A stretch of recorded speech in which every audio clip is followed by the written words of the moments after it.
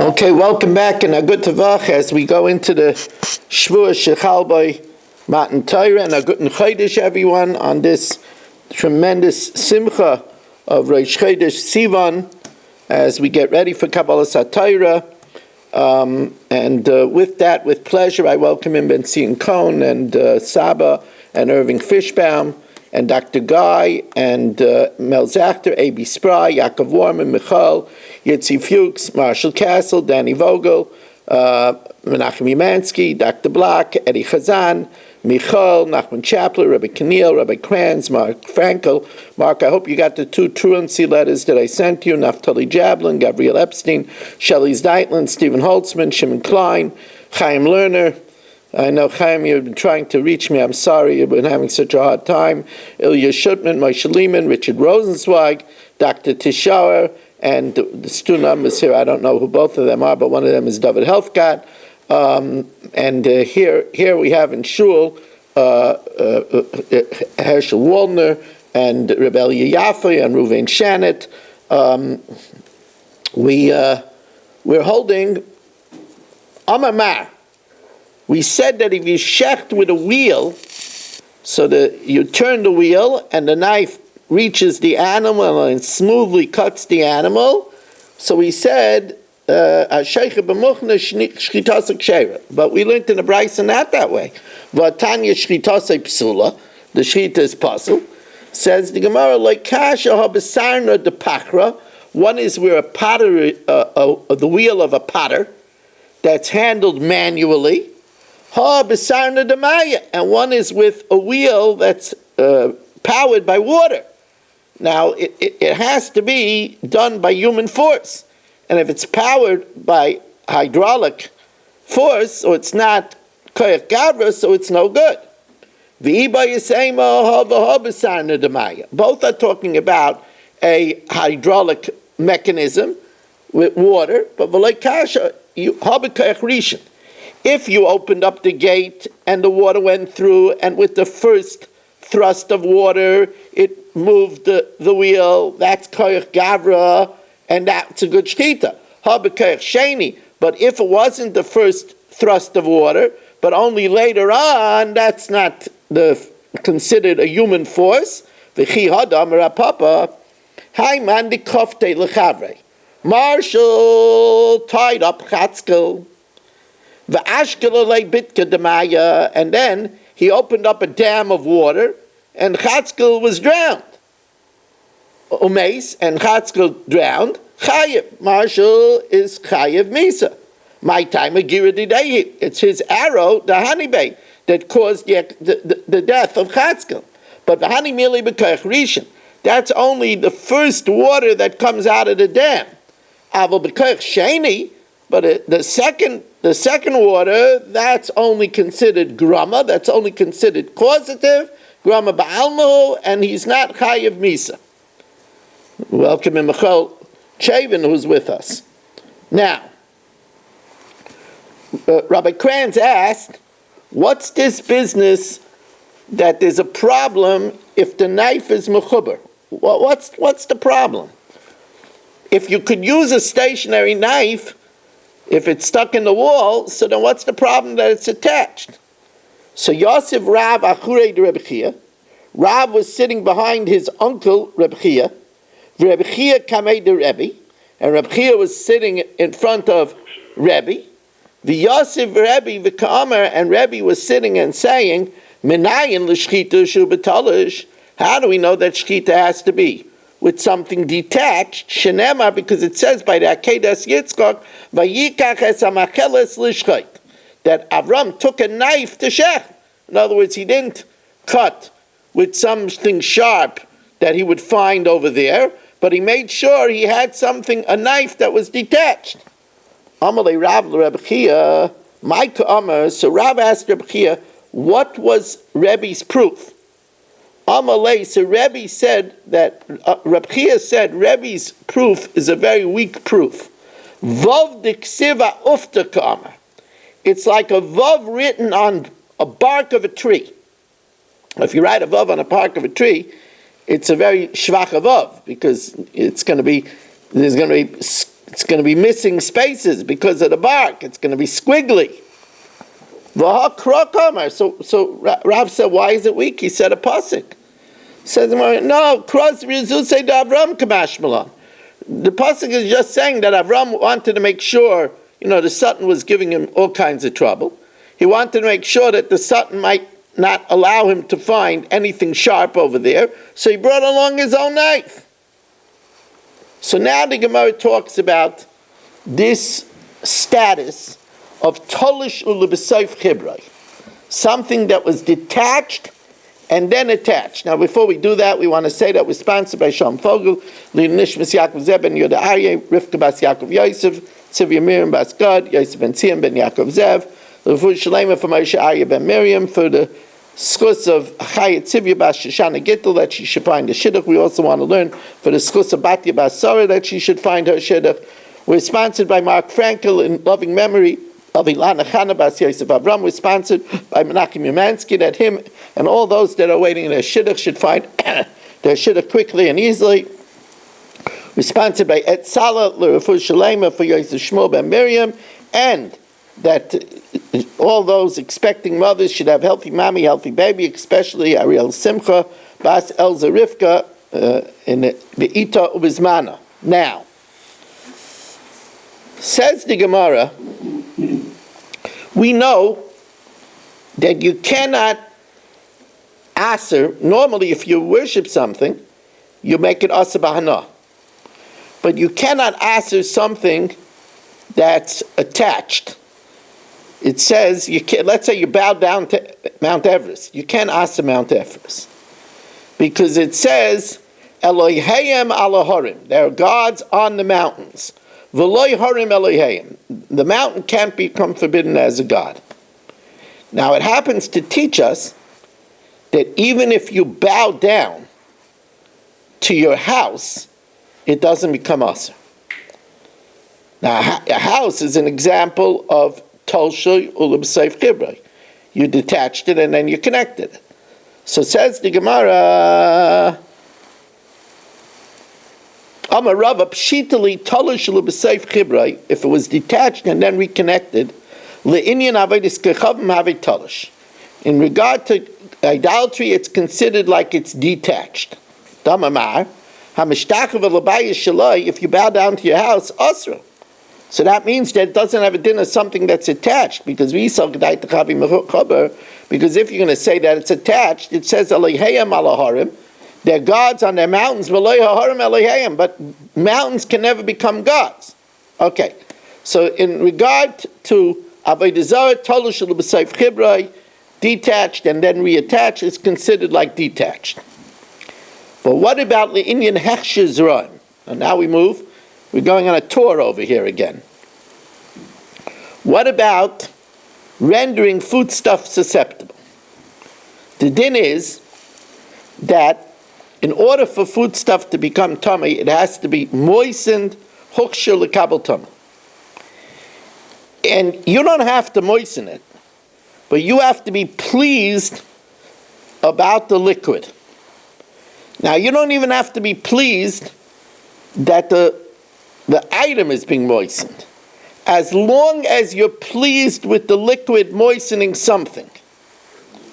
So therefore, says the Gemara, let's see it inside, the Tanan, HaKoifa Kara ala Kaisel, if let's say Nachman turns a plate on the roof, Bishvil Shetudach, that it should get rinsed, and then the water fell on food, Harizebach Yutan, the food is considered Mokshel Kabel Toma, because he wanted the water.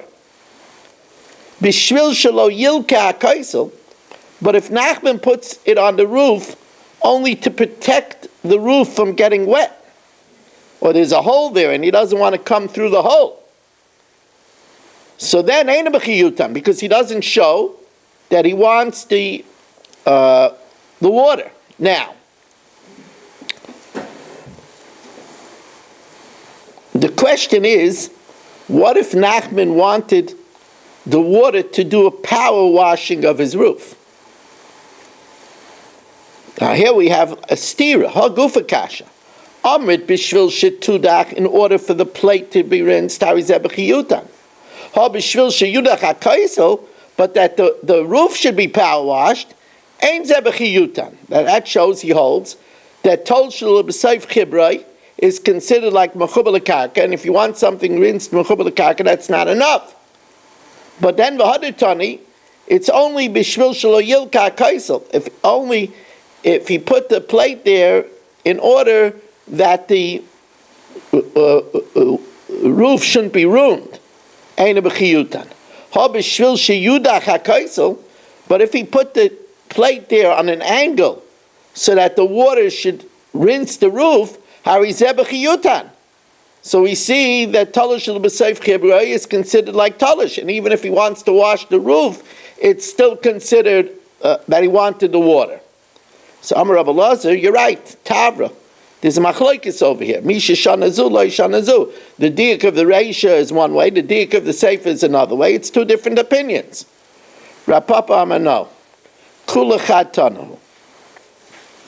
But the only type of wanting it to rinse the roof is only if it's something that was tolush l'b'seif chibrei, like a house. But if it's a cave, that's considered mechuba me'ikrei, that's no good.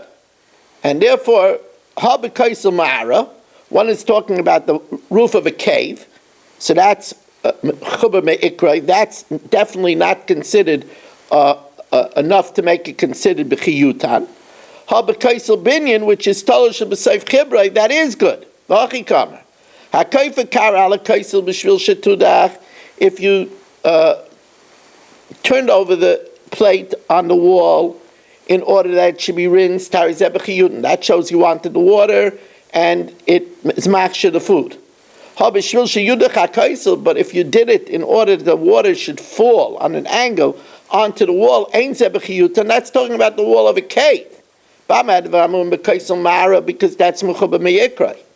Ava b'kaisel binyan, but the wall of a house, b'shul shaliyilka kaisel u'deina b'chiyutan. It's only if you put it there in order that it shouldn't be ruined. Ha b'shul shayudach kaisel, if you put it on an angle that the roof should be rinsed, harizeh b'chiyutan, because talish b'seif chibrei is considered talish by Zeraim as well. Now, what about by shchita? By Rava. Talish b'seif chibrei le'inyan shchita mai. In other words, let's say you put a stone into a house, so it was uprooted from its source, and then you put it in, and it was a sharp stone, and you did the shchita, what's the din? Tashma, hayitzur yotzei min hakaisel, if there was a rock coming out from a wall, oisha yakana oila me'elav, or a reed growing on its own, v'shachet by shchitasa psula. So here it sounds like that even if you stuck the rock later into the house, it's no good. Says Gemara, no, that's talking about a cave. A rock protruding from a cave, so that's its original source. That's mechuba me'ikrei. And dekanami, because it compares it to a reed that's growing from its original source. Similar to a reed that grows on its own. Shmamina. So we don't have a resolution yet. What's the din by shchita of talosh u'leb'seif chibrei? Says the Gemara, well, noat sakin b'kaisel. It says that if you stick a knife in the wall, v'shachat ba shchitasa ksheira. So you see over there that talosh u'leb'seif chibrei, if it was detached and you attached it, it's good, at least for the evet. Says the Gemara, that's different, because there we know you're not going to leave it there, because it's a knife, you're going to take it out. There we know it's temporary. Shani sakin delay miftale, because it doesn't lose its identity to the wall, you're certainly going to take it away. Tajma, it says,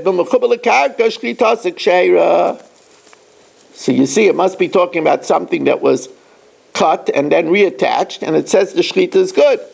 Says Gemara, well, no, biduma perusha kamafarishla. Maybe it explains it. My mechuba lekarka, it's talking only about a sakin, where if you attach the knife to the ground, there it's good, Delay miftale, because you're not going to leave it there. It's obviously temporary. So the Gemara does not resolve a proof of Talish L'B'Seif Ikrai, where it's not a knife. Amamar, Noat Sakin B'Kaisel, if you stick a knife in the wall, V'Shakat Ba Shlitasik Sheir. Says the Gemara, but not always. Amar Rav Anan, Amar Shmuel, Lo Shanu Sakin Lamala, B'Tzava Behema Lamata. That's only where the knife is above, and you move the neck below. But Aval Sakin Lamata, if the knife is above B'Tzava Behema Lamala, and the animal's neck is above it, that's too dangerous, because we're afraid that the pressure of the animal might do a drisa. If we push, it's no good. Chayshinim and Shema Yidrais. Says the Gemara, wait a second. Well, we learned either way is good. We learned that at the end of yesterday's daf. I mean, we learned it tonight, but it's yesterday's daf. Whether the knife is below and the neck is above. Or the knife is above, so it says even if the neck is above, it's good. Amrav Zvid, let's study in Ketani. Sakin lamata, v'saver behema lamala, a knife below and the neck above, that's only betalish. That's only when you're holding the knife. So since you're holding the knife, even if it's the neck is above, but you're doing it back and forth, we're not worried about the pressure. Sakin lamala v'tzava behema lamata, where the knife is above and the neck is below, that's good even if the knife is attached to something. That's even if it's b'mechuber. But if it's attached and the animal is above it, we're afraid of pressing. Rav Papa says a different thing. The brayso that says either way is good, it's talking about the shchita of an oif. But oifa, a bird, the color which is light. So there we're not worried about a drisa. Now, what a wonderful way to spend a Matzah Shabbos. What a wonderful way. It's we're coming to Shavuos, it's Kabbalas HaTorah. A lot of people give lip service. But you and all those that are here and all those that are watching, whether on Torah Anytime, on Kol Lashon, listening, on YouTube, you're living it. You're living Kabbalas HaTorah. We're going to come in to Shavuos very prepared, very proud. Rebbeinu Shalom, I'm ready to accept and continue my life's mission. It's a wonderful thing. It's also a good way to start a Chodesh. 100%. A wonderful way to start with friends. Wonderful way to start. And Rabbi say, I know that it gets hard. As Shavuos comes, there's a lot of shopping. There's a lot of things to do. Remember, Lefum Tzara Agra. Dedicate your time to try to make it.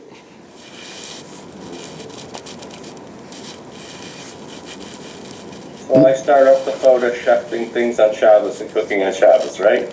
Well, that's when you're on your good behavior. Now,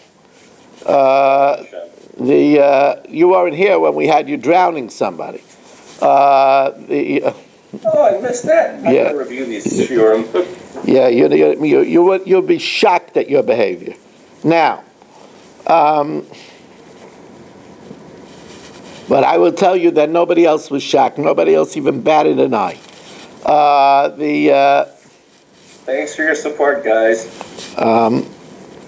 Says the Gemara. I mean, maybe Richard Rosenzweig. He's a lawyer. He was feeling a little bad for you. Maybe.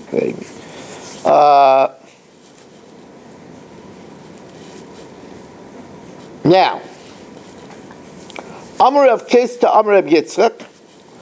Rav Chisda said in the name of Rav Yitzchak, V'imrela, and others say that it's actually b'masnisa, it's a brayso, b'masnisa tana.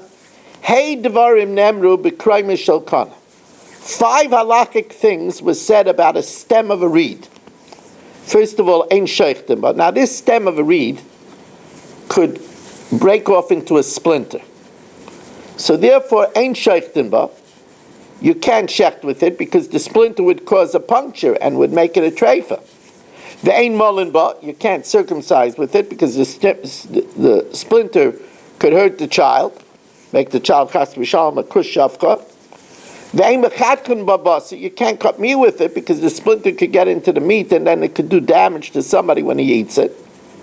The ein mechatzisim b'shinayim, you can't clean the teeth with it, use it as a toothpick because the splinter could rupture the gum.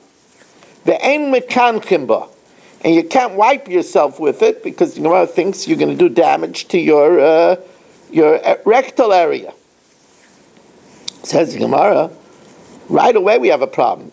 You can't shecht. We learned that you can't shecht with the stem of a reed. Ain't shechtem ba? Tanya, we learned in the Brayso, Bakol sheichtem be mitzur be mislukus be mikroim shalkana. You could use a sharpened rock, you could use glass, and you could use the stem of a reed. Papa, that's talking about Simuna the Agma, that's a special stem, a stem that comes from the sedge of a marsh, which is very smooth, it doesn't splinter. The aim mechatkin babasi, you can't cut meat because we said we're afraid that the splinter would get in the meat and then somebody could hurt himself with it, choke on it. Rapapa mechatich bakir beidagim, Rapapa would use a stem of a reed to cut the innards of a fish, the zigate, because the innards of a fish are translucent, they're see-through. So if there was a splinter, you could see it. Rabba Bar Avhuna mechatich ba'ofa, he would cut poultry with it. The rachich, it's soft, it won't cause it to splinter. But now the Gemara has a problem. The ein mekanchem ba, you're not allowed to wipe with it. Now the Gemara thinks it means in the lavatory. But in the olden days, there was a takana that you shouldn't wipe with anything that is flammable. That if somebody wipes with something that fire holds sway on, that's flammable, shinov noishvish, it could do damage to the hemorrhoid teeth. Now the Ramah says in Shulchan Aruch, what do you mean? Today we use toilet paper. What are you talking about? In the olden days, they used rock. That's a whole sugya in Shabbos. You had to prepare the rock before Shabbos. It shouldn't be muktzah. So the Ramah says that we don't hold of this. Today we don't hold of this, and that's why we use toilet paper. But says the Gemara, you're right. We're not talking about using it in the bathroom. We're talking about cleaning a wound. Cleaning a wound. You're not allowed to clean a wound with the stem of a reed because it could splinter and damage the wound. Now, hakol sheichten ula olam sheichten. So these are ambiguous statements, cryptic statements. So says the Gemara, hakol sheichten means hakol b'shchita, everything needs shchita, va'afilu oif, even a bird. La olam sheichten, what does that mean? You always shecht. Says the Gemara, I'm a Rabbi Shmoli. It's coming to tell us that even when we left Eretz Yisrael, we could still eat basar taiva. We could still eat meat for pleasure, even though it's not a korban. The Tanya, ki yarchav Hashem alikecha es gevulcha, when Hashem will widen your borders, kasher diber lach, as He said to you, shediber lach, v'amarta achalta ba'ochla basar, and He commands you could eat meat. Rabbi Shmuel Omer loiba kasev el lahata lem basar taiva, to permit them to shecht even for a barbecue. Shebetchila nesel lem basar taiva, because in the midbar they were only allowed to shecht a carbon, like a shlomim, a taida, and then they ate the meat from the carbon. Mishenichnu sula aretz, when they entered the land, and now they're very far from Yerushalayim. In the midbar, everybody was close to the Mishkan, but now many people are far from Yerushalayim. Hutu lehem basar taiva. Now v'achshav shegalu, now that we were exiled, I might think that we lost the permission to have meat for pleasure.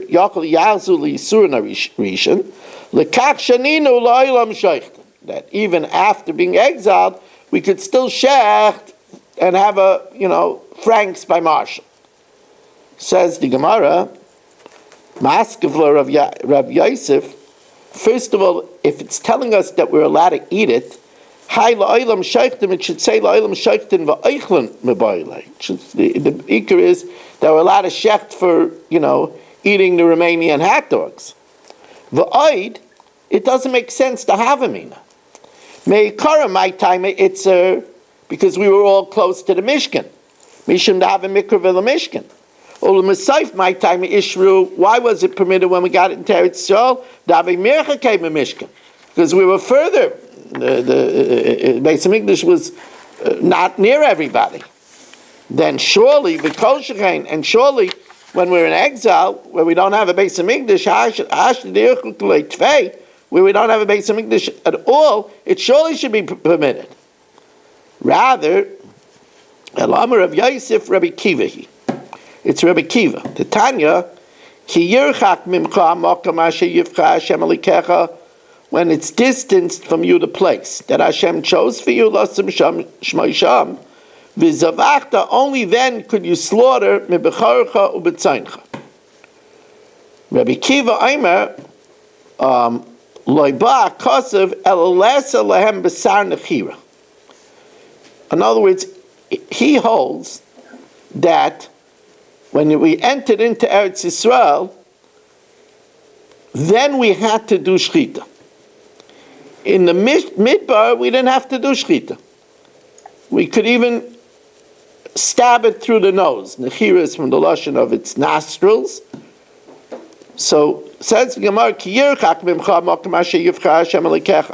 when it's more distance, the place that Hashem shows for you, then you have to mitzaynecha. Then you have to slaughter.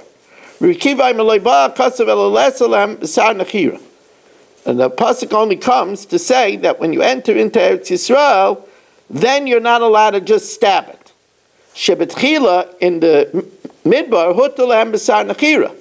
Mishnichletzu la'aretz nezel lehem b'sar nechira. When they entered into Eretz Yisrael, they're not allowed to have b'sar nechira because of kedushas haaretz. And now I might think the ashav shegalu. Now that we're not in Eretz Yisrael anymore, yochel yazu lehetera rishon, that we could even stab it. Lekach shaninu, no, la'olam sheichtin. We always have to shecht. Now, I already counted Tzvira, but I want to remind everybody that it's the 45th day of the Omer. Also, I want to remind everybody that one day this week, I'm not sure which, but one day this week we're going to have to learn 2 blat, so that on Motzei Shabbos we shouldn't have to learn 3 blat. I also want to remind you that we are looking for a sponsor for Shavuos Gems. There will be a share Be'ez Hashem Wednesday night Shavuos Gems, and if you would like to sponsor it, 718-916-3100, rmmwsi@aol.com. Also, now we're going to do the Mishnah Yomis.